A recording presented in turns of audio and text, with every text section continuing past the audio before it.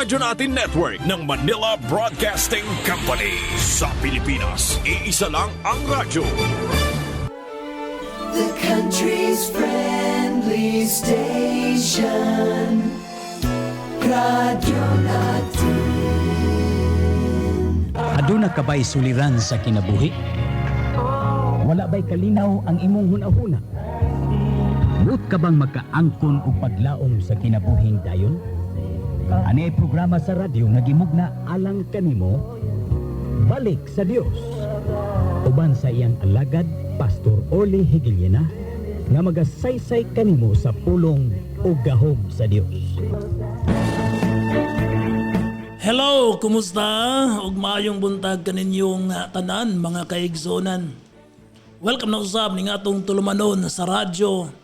Balik sa Dios ngayong mabati matag Domingo gikan sa Lasay si media hangtod sa Las City sa buntag dinhi lamang ning labing una ug labing lanog nga radio station sa probinsya sa Biliran ang 103.9 Radyo Natin FM.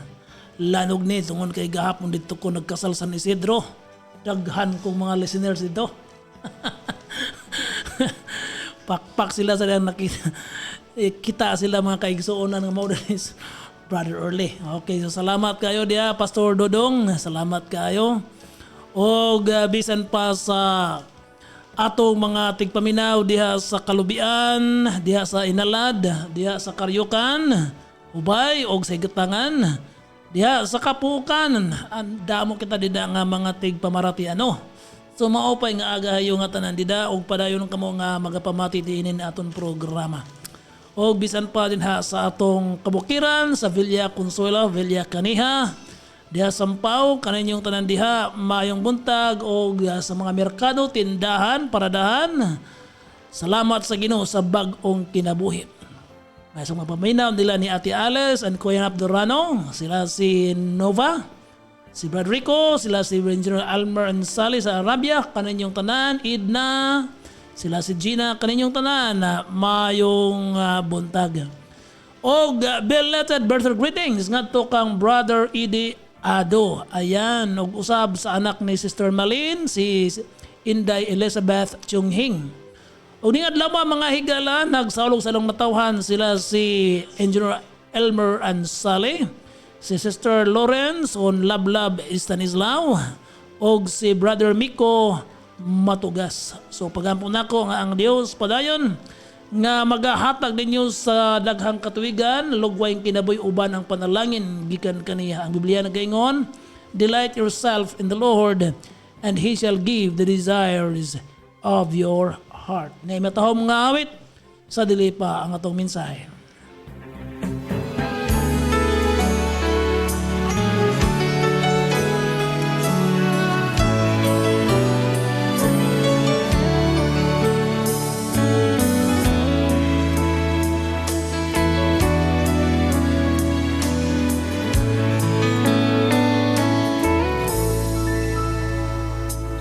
Just suppose God searched through heaven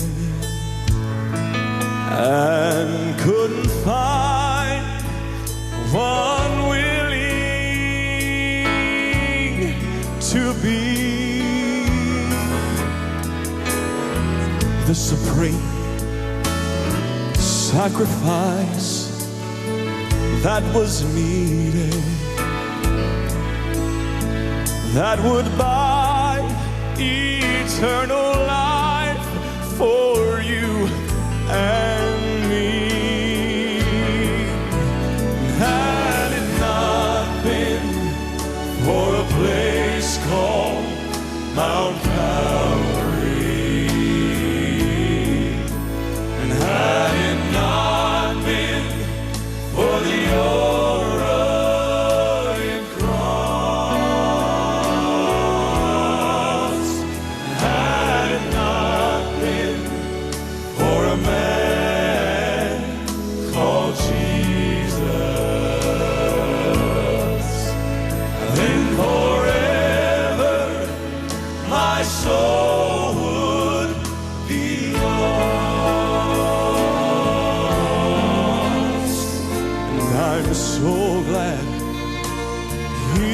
was willing to drink his bitter cup. Although he prayed, Father, let it pass from me. And I'm so glad he never called heaven's angels from these hands. Pull the nails that torment me. Had it not been for a place called Mount Calvary, had it not been for the old rugged cross, had it not been for a man called Jesus, then forever my soul would be lost. Then forever my soul would be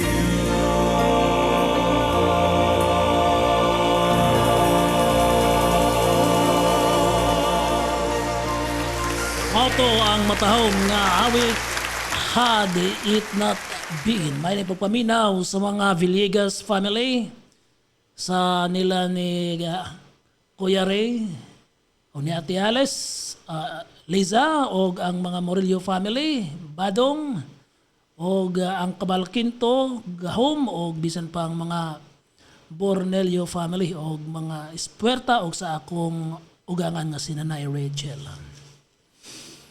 Hangtod niining panahon na mga higala, init jud kaayo ang mga isyo mahitungod kang Pastor Apollo Kibuloy. Kanunay ginang giabangan matag adlaw kay lagi nadakpan na siya og kining tawhan nagpasiatam manggod nga siya ang appointed son of God. Siya kuno ang tag-iya sa kalibutan. Siya ang tag-iya sa atong mga kalag. Mao nga hilabihan ka sentro ni siya karon sa mga isyo. O naani, mibansiwag di kanunay sa mga pamantalan, mabati nimo sa radio o makita sa television. Talagsaon lagi ang iyang pag-angkon mga higala. O karon problema ning dako. Problema ning dako, di lang sa iyang kaugalingon, pati na sa iyang ministry ug sa mga leaders niya diha sa iyang simbahan. Og musugod siya sa dili, mapugos gid siya sa pagatubang sa mga akusasyon kung sumbong nga dala. Sumbong batok niya di lang dinhi sa Pilipinas, kung dili pati pa sa Amerika, kay wanted man sa siya dito. Mabitaw ni nga usa ni ka warning ba natong mga leader sa simbahan, maing buntag ninyo ha?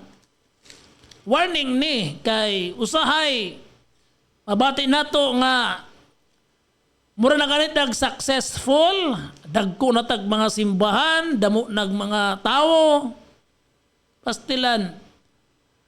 Hinay-hinay pudang yuron sa demonyo pinaagi sa atong mga garbo. Mudako ang atong ulo. Kining si Kibuloy karon. Mga kaigsonan, di gini basta-basta. Well, kanas pagkakaron, makaingon ta nga atulat ng tan-awon sa sundan nato kay sa ato manggong balaod mga kaigsonan, hangtod nga dili ka pa mapruibahan nga guilty, di pa ka mahukman, magpabilin kang inosente. Mabitaw nga na ay battle diha sa korte. Imama na sa itong balaod, hangtod nga di ka pa mahukman nga guilty ka, magpabilin kang inosente. Pero lagi na tong mga nakakita niya, nakabati niya karon, warning gid natong tanan. Kay kung nahitabo kini ni Kibuloy, lagbit pud ning mahitabo natong tanan, mga leader sa church o mga leader diha sa unsa pang organization o bisan pa sa ordinaryong tao. Nga naman, tungod kay ang 1 Pedro 5:8 nagaingon, ang yawa sama sa leon nagangulob, nangita og iyang matukob.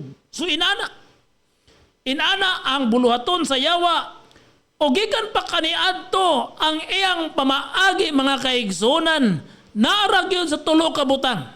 Iyang gamiton ang garbo sa kinabuhi, iyang gamiton ang pagpangibog sa mga mata o kining paghigugma sa kwarta, bulawan.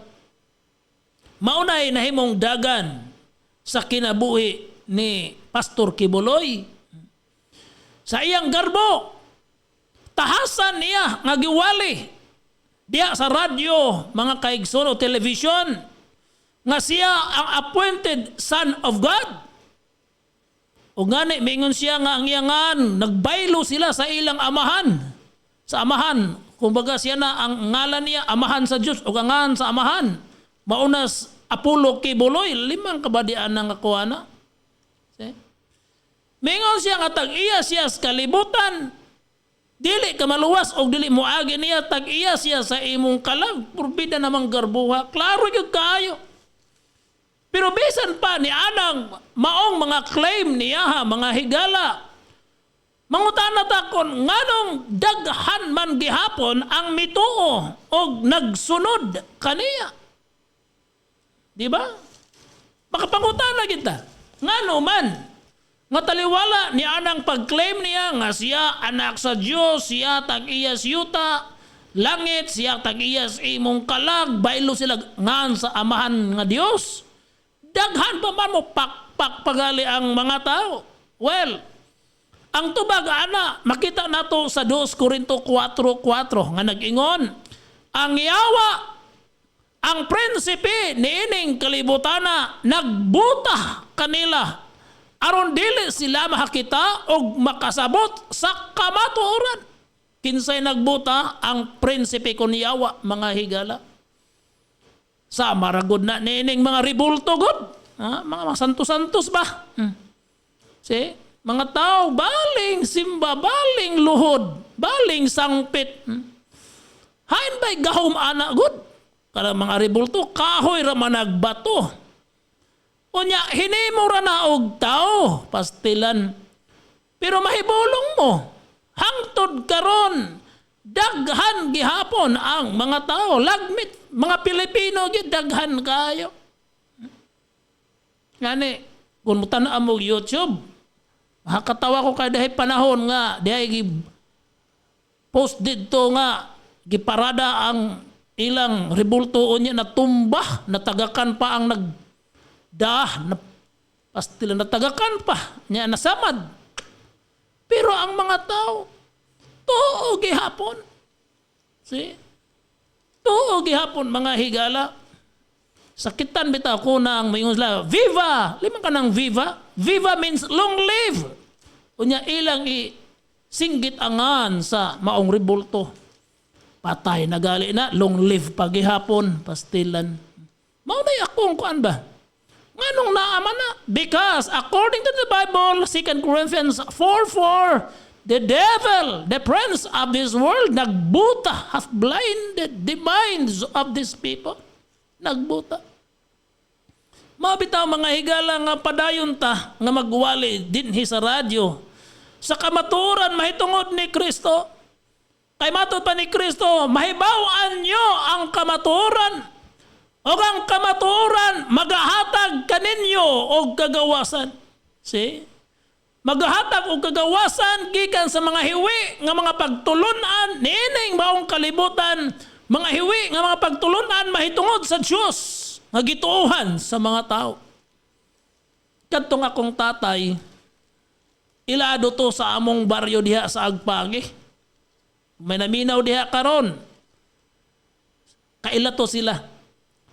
Usa to ka mananabtan kung mautoy manguna og pangadji og naay mamatay. Katong ahong itay. Kabalo na sila diha, labi na ka ng mga tiguang, kabalo na sila pag-ayo. Pero matod pa niya, human nilag pangadji, mag-inom sila, magsugal. Dahil panahon, matod pa niya, di na siya kauli sa balay tungod sa kahubog. Limang kadian ng kuana, kabutanga. Kanya ako siyang gipangutana, tay, manabtan manggayog ka. Pila na ba kakalag ang nabalhin gikan sa purgatorio ngadto sa langit? Alam mo, ang tubag sa ngitay ambot oy. Wa ko kabalo. Laliman ka diana. Ambot kining atong mga mananabtan karon kay napman na ako pa nang makita. Moderno naman ning atong panahon karon kung sa ila tingaling pagpangaji sa mga kalag na nabay nag-text ilahagi ka purgatorio nga nabalhin na sila. Ambot. Pangutanala na sila. Murag mga tawa ta ano? Pero baya mga higala, normal sa usa ka tao nga mangutana gayod kung unsay tinuod sa iyang gibuhat. Kana ba iyang gibuhat labi na og mahitungod sa mga butang nga sensitibo, kaning kalag, mahitungod og langit, kamatayon. Mangutana ka oy. Ngano ako ning gibuhat? Tinuod ba ni o dili? Kay kung nagbuhat ka diana, nga wa kay alamag sama sa akong amahan, nga nangambot la, ingnon ta ka nga gilimbungan la nimo ang imong kaugalingon o gilimbungan la nimo ang mga tao. O biya nagbuhat ka diana tungod sa kwarta. Suhol nimo ha. Mao na. Shortcut kapag ka-istorya mga higala. Kinahanglan kang maging rational nga tao. Kay kung dili gani ka magmatkon ana, nagpabiling kag buhat nga mismo ikaw dili sigurado sa imong gibuhat. Ingnon ta ka gilimbungan ka sa yawa, gibutaan ka sa yawa. Akong balikon ha. Ang unang buta nga gamiton sa yawa aron butaan ang tao, kining garbo lagi. Si garbo. Ang imong kaugalingon mahimong sentro. Mao nga buhaton mo ang tanan, maprotektahan lamang ang imong kaugalingon. Og mabulahan lang ang imong kaugalingon. Paminawan nagmaayo. Diha bitaw to'y panahon nga may usak ka rebulto nga diha gibutang sa altar. Unya may tiki dool sa rebulto. Kini pong misay diri sa ubos nag-ukoy-ukoy kay gusto niyang dakpon ang tiki. So pag-ambak niya nasabod man ang rebulto na hulog. Unya nabali ang kamot, tipak pa ang ulo. So ginan ako ang misay nga patay kang misaya ka, gabaan ka sa rebulto. Alam mo ang tag-iya ako gang parintig hapon. Ingon sila kuha, og dili ka mo tuo, pasag nila ako. See? Kana bitaw ang mga pinulungan ng inana, dili ka mo tuo, pasag dilang ko. Pulong managtaong garboso. Sige. Kana bang imong sawayon? Unya dili patuo? Bisag klarong sayop. Pinulungan managtaong garboso mga kaigsoon, pasag dilang ko. Ang normal ana unta nga reaksyon mao nga kung tinuod pa na siya nganong naingon man ana ug may gahom pa na siya nganong naingon man ana, di ba? Simpleng logic kung baga ang atong tan-aon. Ano? Sama ra gud ning kibuloy. Tanawas kibuloy ha, di ba? Maingon siya, anak ko sa Dios, appointed ko, di ba? Maingon siya, ako'y tag-iyas kalibutan. Ako'y tag-iya sa imong kalag. Akong gipaundang ang linog. Di ba? So ang mga tao, pakpak. Ang mga tao, believe kung baga. Tanawa karon. Tanawa karon. Kisa pa'y mutuos, iya. See, gibuli na siya bisan asang dapit sa social media. Gibuli na siya. Kaya kung anak tas Diyos, nganong mitago man siya? Siya pa'y tagyas kalibutan. Ay, kadto ta mga pulis may pandakop, dili kay siya may dakpon. Simple lang kayo, no? So because of that, ang iyang ingonta, dungog, capability, nawala na. Sumaupod na mga kaigsunan, nga kahimtang, dugay ng panahon na namati mo ani. Dapat karon mahigmatan na ta ba? Mahigmatan na ta kay civilized man ta nga nasod. Ang Biblia nagaingon pangita ang kamaturan. Ug ang kamaturan magahatag nimo sa kagawasan. Ug ang maong kamaturan naa ni Ginoong Hesus tungod kay maingon siya, ako ang dalan, ako ang kamaturan, ug ako ang kinabuhi. Walay bisan kinsa nga makaabot sa amahan kun dili siya moagi kanako. Dili kang kibuloy. So hopefully nakabati mo ug nakasabot mo niining mga mensahe karon. Ikaduha nga buta nga gamiton nga nagbuta sa tao kining kailibgon sa unod. Mao na ni karon akusasyon kang kibuloy. Nga naa siya yung mga gipang rape, sex trafficking, human trafficking. As young as 12 years old, matud pa sa report kaning bag-o karong nanumaw nga mga muakusar niya ha. Mao man ni basta ang taong gamhanan nagali ba? Unya gamhanas kaulag, pastilan. Wa nagayoy para minyo man kag dalaga, tiguang man kag batanon. See, kailibgon sa unod. Gamhan sa kaulag, ang uban laki-laki, bye-bye. Wala na respeto sa kaugalingon. Wala na respeto sa kaminyon. Mga higala, wala respeto sa lawas sa ubang tao. Kay nagkayo lagi sa kaulag. Ug wala lang na, mahitabo ni kibuloy. Bisan pa sa ubang sikta, mga kaigsunan, basa mo. Daghang mga report diha. Basa mo, di lang sa kang kibuloy mga pastor na apo des mga kaparian, bisan pa sa mga papatanan. Kaya nga ano man, normal sa tao nga naay emosyon, naani ini. Pero naatay Diyos. Pero maulagi ang iyawa, mubuta tungod sa kaulag, hangtod nga imud-mud ka diha sa immoralidad. Mao na ni nahitabo niya karon, iya gining atubangon. As young as 12 years old, sa mga pastoral spiritual matud pa, iya ning atubangon. Sa Ginoo mga higala, hilabihan kahapsay kung maminaw lang unta ang tao sa pamilya.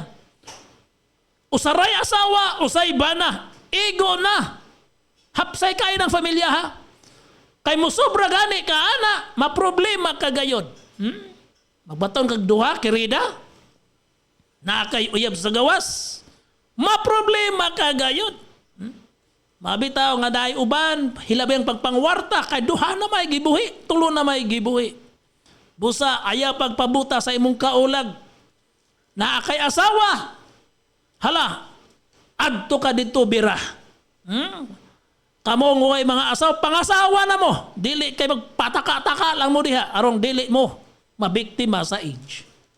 Ikatulong gamiton sa yawa, nga buta ng tao, kining salapi, kining kwarta. Ug mao ni si Pastor Kibuloy karon mga higala, one of the richest pastors in the world. Dato siya kaayo, daghag kwarta.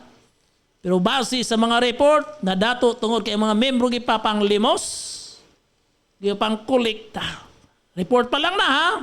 Dili pa na mo insakto ko pa siya hukbis balaod, innocent pa siya niini. Okay? Dili lang na mahitabo sa mga tao nga naasimbahan. Bisan pa ka ng mga tao na as gobyerno, na as mga businesses, na ay mga inana nga mga. Sagad, gamiton lang ang ngan sa Ginoo aron makakwarta. Gamiton lang ang ngan sa organizations, mga foundations. Gamiton lang ang ngan sa simbahan aron makakwarta, makapundo. Uban sakay-sakay pa diha sa mga dagkong tao aron piskan las bagal. Ato ng bantayan. ato nang bantayan mga higala. Ang atong sagad makita sa mga tao naong nala og kwarta, puros na lang kwarta. Nga inay kalag sa tao, maoy tagaag pagtagad aron mahawas gikan sa kasalanan. Tuwa na sa kwarta ang ilang focus. Uban magnegosyo na. Aron gyud mahakwarta og daghang mga racket nga gihimo. Og mao ni karon nahitabo sa KOGC. Hilabihang problemahan. Bisan pa din sa atong gobyerno mga kaigsunan, klaro man daghang mga korupsyon nga nahitabo. Hawsyaw nga mga trabaho gitsope. Doble ang presyo sa materyales, daghang mga racket. Ang bottom line, aron lang makakwarta. Busa ninyo karon nga naminaw nining mga mensahe. Akong panginaot nga maablihan ang inyong mga mata og makakita mo. Makakita ta. Makasabot ta sa dili pa ulahi ang tanan. Kaya ang resulta niini, madaot ang atong ngalan, madaot ang atong bansagon, daghan tag kasong atubangon og labaw sa tanan. Manubag tas Ginoo ni ining tanan, inig kamatay nato. Way tinaguan nga dili pagaokban og kitang tanan mo atubang unya sa dakong hukmanan sa Dios nga maghatag og husay sa tanantang binuhatan, maayo man kana o dawtan, sikreto man kana og sadayag. Ning orasan na animo. Pero awhag ko, mga higala, balik tas Ginoo. Balik tas Dios aron mahimutang gawas nun og dili ta may tumpawak sa mga butang, sa mga buhat nga wala kahimot sa Dios. Maghampo ta. Ginoo, kung amo o Diyos nga tanahon kaayo, daghang mga butang nga nalimbungan mi, naisalaag, para namo okay. Pero wa may mahibaw Ginoo nga dili di ay o ang nahimong konsekwensya ni dili gyud maayo. Lord, nagaampo mi sa mga kauban ni Kibuloy o bismo kang Kibuloy Ginoo. God, tabangi siya nga makarealize. Salamat Lord, di lang kaniya Ginoo sa tanan mga religious leaders uban ako anak Ginoo, tanan ng mga government officials. Madili mi padala Ginoo sa among garbo. Kailibgon sa kung kaulag o pangibog sa mga bahandi nining kalibutan na. Akong giampo Ginoo nga among congressman, ang among governor, ang mga mayor Ginoo tibuok probinsya sa Biliran, ug ang tanang sangguniang panglalawigan, sangguniang bayan, kapitan o bisan pa tanang mga konsehales Lord. Lord, ikaw Ginoo magabantay sa among kasing-kasing nga dili kwarta ang importante. Kung dili ang among kalag, kay mingon ka Ginoo nga unsa may ganansya sa tao, maiya pa ang tibuok kalibutan, apan maimperno naman ang iyang kalag. Salamat Lord ning maong mensahe na nagpahinumdum ka na mo. Manalangin ang mga sponsors, gining maong radio station, mga tanang naminaw Ginoo. Dalaygon ka sa walay katapusan, pag-ampo na ko nga ikaw mag-aayos sa masakiton, magatagbos na as panginahanglan, in Jesus name. Amen. Amen. Wala na ko'y panahon mga kaigsonan.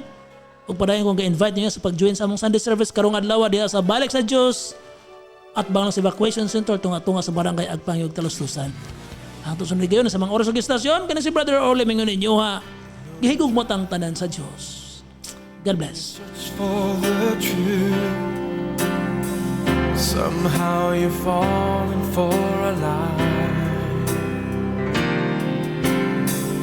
Trying to recall the simple ways of your youth, when your faith was strong and you never questioned why. But you found out life wasn't easy. Sometimes the answers were hard to see. You didn't have the strength for one more try.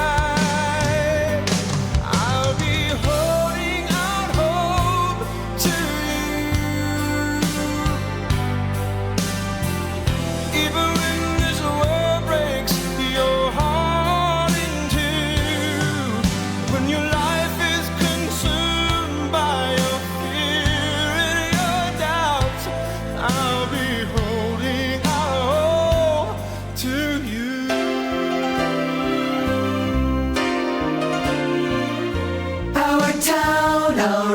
Radio, Radio Natin. From the most trusted name in